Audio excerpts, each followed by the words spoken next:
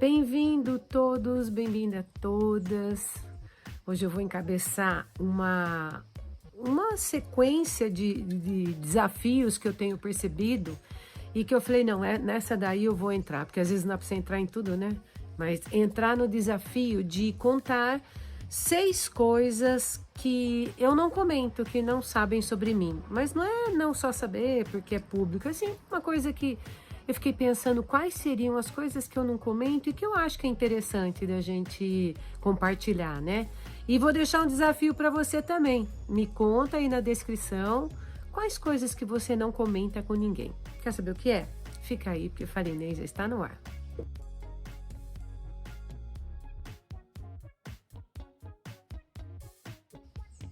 Então, desafiando, né, este momento, eu fiquei pensando mesmo quais seriam as coisas que eu compartilharia, que eu não falei isso ainda. Então, eu acho que isso entra um pouquinho nas coisas da curiosidade, né? Não são coisas importantes, desimportantes, mas é coisas que fazem parte da rotina da gente. Mas, por exemplo, nós somos em 6 irmãos, são 5 homens e eu. Então, sabe o que é você ser criada no meio de 5 meninos?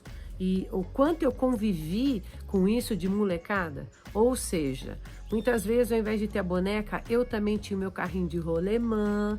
Eu sempre fui aquela bem costurada, eu tenho costura nas mãos, nas pernas, dos tombos que eu tomava, cair da árvore, cair da bicicleta, de tão assim, próxima à brincadeira deles que eu entrava. Mas é meio óbvio, né?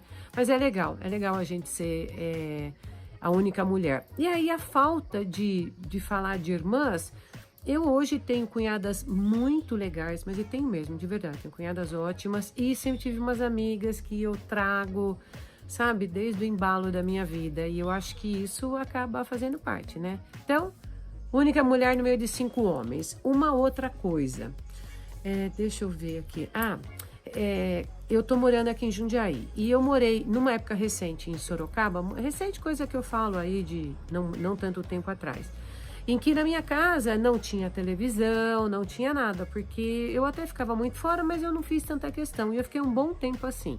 E no paralelo, eu vim adquirir essa chácara aqui em Jundiaí, porque isso tem o quê? Uns 6, 7 anos. E eu fiquei anos aqui sem televisão formal, a única televisão que tinha era com o aparelhinho do Blu-ray. Não tinha telefone. Gente, eu tô falando de coisa de quase 4 anos atrás, nem é tão longo assim, 3, 4 anos atrás. Não tinha telefone e não tinha nada de especial, TV a cabo, nada. E num determinado momento aqui de evento aqui em casa, de uma festa, uma pessoa foi muito procurada pela família porque a irmã estava passando muito mal. E, lógico, aqui sem nenhum contato, no meio do mato, ela não recebeu o recado. E quando ela voltou, infelizmente a irmã dela tinha falecido. Isso foi um crique, né? Porque a gente vinha para passar aqui o final de semana e um pouquinho mais de férias, feriado, e a gente achava maravilhoso você estar desconectado do mundo, né? Todo mundo trabalhando como executivo, então aquilo é um relax. Mas a gente entendeu que não podia ser assim. Então a gente investiu, na época nós investimos numa antena para telefonia, que tinha o sinal direcionado para uma operadora, e veio o telefone, o celular passou a pegar aqui, porque não tinha telefone e não pegava celular. Aí investimos em algumas internets que foram cruéis, muita dificuldade. Quando eu comecei com o Falinês, eu não tinha condições nenhuma de acompanhar o Falinês ou de fazer algumas tarefas para o Falinês por conta da ausência da internet. Era realmente algo ruim. E agora, no dia 12 de março de 2020, foi que pela primeira vez veio uma internet de fibra ótica aqui. Nós, em outros momentos, gastamos muito e não funcionou. E aí, disponibilizaram. Então, a partir daí, o mundo tomou outras cores. Inclusive, esses momentos de isolamento, eu fico pensando como seria se a gente não tivesse a internet. Porque meu marido trabalha home, mas ele trabalha o dia inteiro, é reunião atrás de reunião, reunião. E eu passei, a partir do momento que a internet teve uma velocidade decente aqui, eu passei a realizar alguns outros cursos, a fazer cursos que eu não estava conseguindo me movimentar com nada, porque você não faz nada, trava tudo, então... E aí entrou o isolamento, mas eu tava vivendo aquela descoberta que eu ainda tô vivendo, né? De realizar muitas coisas por aqui. Então, a vontade de viver já isolado lá atrás, sem telefone, sem televisão, sem nada, não deu muito certo, porque a gente entendeu que tem que ter o equilíbrio. Você pode ter alguns serviços disponíveis, mas você tem que... não pode ser escravo disso, né? Tanto é que a gente nem assiste televisão regular, a gente só assiste mesmo filmes e alguma coisa que seja de interesse. Terceira curiosidade. Essa daí eu gosto de contar, por vários motivos. Eu comecei a trabalhar muito cedo. E antes dos 18 anos, num emprego mais formal, o meu primeiro salário, eu comprei uma calça de couro. Gente, era a calça de couro. Tanto é que custou o salário. Mesmo que eu não ganhasse pouco, eu ganhasse muito, um salário inteiro numa peça de roupa é alguma coisa meio, né? E essa calça de couro me acompanhou muito tempo. E quando eu fiz 40 anos, eu tava lá, eu usei a calça de couro. Eu tava com a barriga tudo quase sem respirar. Mas, gente, ó, eu já tinha todos os meus filhos. Perto de você ter menos de 20 anos e usar depois com 40, mas na minha festa de aniversário de 40 anos, eu usei a mesma calça de couro que eu comprei com o salário inteiro, que quando eu tinha acho que 17 anos, 16 para 17 anos. E fica assim, eu tenho orgulho disso, porque a calça era muito boa mesmo, era de um couro excelente. Mas foi o meu esforço de comprar alguma coisa à vista com meu próprio salário. E por outro lado, eu acabei com 40 anos, depois de todos os filhos, ter um corpo que a calça ela ficou bem justinha, mas ela entrou. Então eu falei, nossa, são vários motivos para comemorar, né? A gente ter uma condução da vida que a nossa história, as nossas lembranças, perante as nossas vitórias, a gente vai lá e dá aquelas confirmadas e não deixar esquecer. E eu não esqueci que eu tive muito orgulho daquela calça. Eu usei muito. Acho até que cheguei a passar para alguma filha quando ficou adulta também. Nem sei onde tá mais, porque aí também fica sem sentido, né? Será que ela serviria hoje? Não faz diferença não, mas eu gostava muito daquela calça. Que mais que eu tenho que... uma coisa, nossa, eu que hoje trabalho com cozinha, né? Mexo muito com coisa de comida, né? Faço o meu programa do Falinês tem muita comida. Mas quando eu me casei, quando era solteira, eu ajudava a minha mãe. Eu comecei a trabalhar muito cedo e minha mãe sempre lá com muitos filhos, não sei o que, eu dava uma mãozinha na cozinha. Eu lembro que eu fazia mais doce, mas não era nada disso do que eu cozinho hoje. Hoje eu cozinho realmente de uma forma bem legal. E logo que eu me casei, eu fui fazer uma gelatina. Aí eu acho que nunca tinha feito gelatina, nunca tinha eu sozinha feito uma gelatina. Eu morava em apartamento, fui lá na vizinha, bati lá na porta do lado, uma senhora, era um casal já de idosos. E a senhora, ela foi uma lady comigo. Aí eu perguntei, eu não sei fazer gelatina. Ela me explicou, com toda a paciência do mundo, bonitinha. Aí quando terminou, ela falou assim, olha, mas se você ainda tiver dúvida, você vira a embalagem que tá escrito atrás.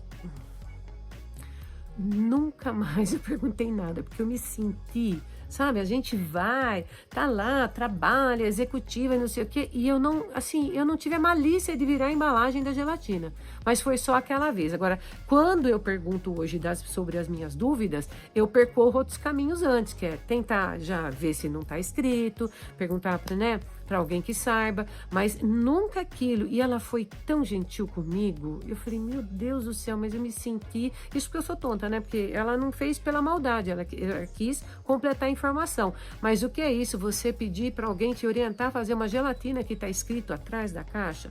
Nunca mais também, tá? Funciona. Hoje em dia eu mesmo, por isso eu acho que eu sou tão atenciosa em dar informação de exatamente como fazer um prato, né? Um alimento, porque eu acho que é importante a gente, às vezes, a sacada de alguém em detalhe ajuda muito. Vamos lá ver a minha quinta curiosidade, sexta. Não, eu tô na quinta. Quando eu era pequena, minha mãe que contava isso, que sempre que me perguntava o que você quer ser quando crescer, eu falava, eu quero ser mãe. Eu achava de verdade que ser mãe era uma profissão. E vou te falar bem a verdade, ainda acho. Sei que é uma profissão eterna. Como sei também que ser dona de casa é uma profissão muito honrosa, por sinal. Porque você tem que gostar muito. Que isso daí é uma repetição do dia a dia que... Então, sempre que falavam disso, mas eu pequena, as pessoas não queriam ser médico, não sei o que, eu queria ser mãe. E quando nasceu a minha primeira filha, eu nunca vou esquecer. Minha mãe veio com ela assim, e ela falou assim, pronto, você realizou a sua profissão, era o que você queria ser. E realmente, eu tive os 3 filhos na sequência. Quando nasceu a terceira filha, a primeira não tinha 3 anos. Aliás, nessa época de agora, que nós estamos em junho aqui no começo de junho, eu tenho uma filha com 37, o meu filho com 38 e a mais velha com 39 anos. A mais velha faz 40 anos daqui ó, na semana que vem. Mas em menos de 3 anos eu tive 3 filhos e ainda perdi o quarto. Isso quer dizer, o quarto não ficou comigo, né? Isso quer dizer que eu realizei a minha profissão, que era ser mãe, além de outras que a gente vai acrescentar ao longo da vida, né? E por fim, assim, também uma coisa meio como curiosidade. Eu fui trabalhar cedo, fui trabalhar porque eu queria, porque eu sempre tive essa coisa de que a gente tem que experimentar na vida, né? E quando eu comecei, o meu pai, ele me deu uma loja que era uma boutique de gestante. E eu fiquei um ano e pouquinho, mas isso eu tinha 15 anos, né? E eu falei, pai, isso não tá certo. A gente não pode começar mandando. Eu acho que se você quer ter alguma coisa, tem que começar aprendendo, né? E aprendendo não é eu sendo a responsável pela boutique, na verdade a loja era minha mesmo.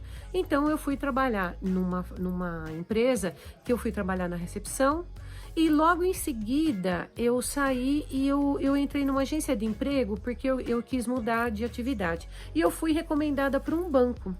E eu fui lá indicada, fui lá, me apresentei, fiz os testes, passei. Quando a minha carteira profissional chegou no RH do banco, o banco devolveu, porque eu era menor de idade. E aí o gerente falou, mas como? Porque eu sou alta, eu já estava na faculdade, né? Eu tinha 17, eu ia fazer 18 anos ali, coisa de dias assim que eu digo, não sei se era um mês e pouquinho. Eu ia completar 18 anos. E ele falou, não é possível, mas você já está na faculdade, eu já tinha todo o traquejo do negócio, né? A gente gosta de desafios de trabalho, mas por fim, ele falou, nós vamos fazer o seguinte, você vai ser a contratada e aí quando você completar os 18 anos, você vem formalmente, a gente te registra. E foi o que aconteceu. Aí eu trabalhei naquele banco até o segundo filho, porque como eu tive filho muito rápido, eu queria cuidar de menino e eu saí. Meu pai falava, nossa, você vai sair de um emprego tão promissor, que eu tava super bem, super bem. Eu tenho uma formação de técnica contábil, então aquilo tava encaixadíssimo. Falei, não, pai, eu queria ter filho, eu vou cuidar de menino. Aí veio o terceiro, depois quase veio o quarto, mas a vida seguiu. Mas o que, assim, que eu às vezes eu não lembro de contar, né? Às vezes a gente tá em conversa de família, é que a hora que eu fui admitida informalmente, eu fui surpreendida por não ter 18 anos e não ser possível eles me contratarem. Pois tudo deu certo, depois de lá entrei numa outra empresa, quando eu estava com o terceiro filho grande já, entrei e aí eu fui até me aposentar, que é coisa recente. Para que serve essa história? Não sei, mas é curioso contar, né? Foram 6 coisas que eu não costumo contar para ninguém. Mas eu tenho um lance meu de história de vida que qualquer dia eu conto, que eu sei que vai ser muito surpreendente. E você? Você tem coisas que você não conta para ninguém? Conta para mim, mas escreve aí embaixo, me marca. Quem sabe a gente não bate um papo e não descobre coisas bem interessantes que fazem a vida até ser mais agradável. É isso aí, né? Obrigadão pela companhia, um beijo enorme. Eu vou, mas eu volto.